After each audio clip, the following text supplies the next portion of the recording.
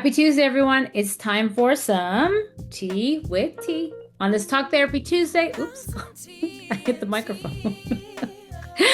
All right, sorry about that. But it's time for some tea with tea on this Talk Therapy Tuesday. I'm Tanya McLean Nicholas, licensed marriage family therapist and owner of Renewed Hope Counseling. Last week, I talked about the power of community, how it nurtures our physical, our mental, and even our spiritual growth. I mentioned this in the context of the Pep Talk Prayer Book.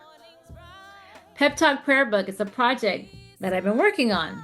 Well, that project was born from a collaboration with some amazing, amazing women of God.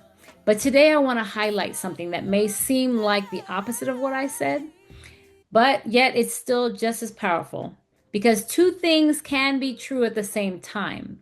And while there's power in community, what I said last week, there's also power in solitude. Some of the most heartfelt prayers in the Pep Talk prayer book, it literally came not from group gatherings or from shared moments, but from solitude, from those quiet places where only God could hear the cries of a hurting heart. From real struggles, real tears, and real silence. Solitude can be a sanctuary. It's a space where your spirit can finally breathe, free from distraction, free from pressure, and free from performance. It's in solitude that we often hear the whispers of God more clearly because the world is so noisy, and that noise is finally turned down. So there are benefits to solitude that we simply just can't get from other people. Solitude teaches us to depend on God, not on the applause or the approval of other people. It literally teaches us to be patient because not everything good comes quickly.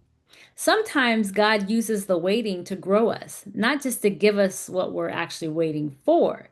It teaches us clarity, not just about our circumstances, but about ourselves. When it's just you and God, you get to see what's really in your heart, your fears, your doubts, your insecurities, and even your desires and your wounds.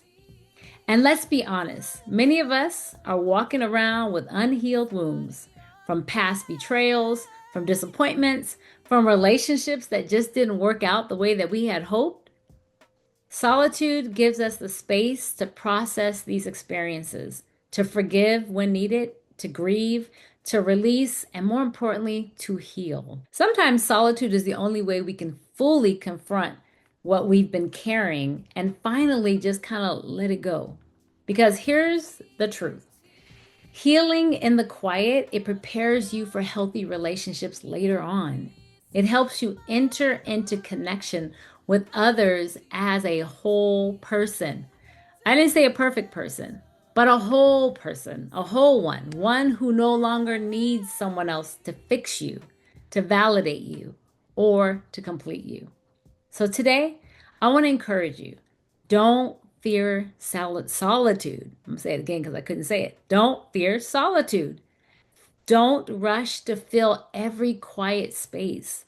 Learn to sit with it, to embrace it, to meet God in it. Because some of your deepest growth, your clearest answers, and your most powerful healing won't happen in the crowd.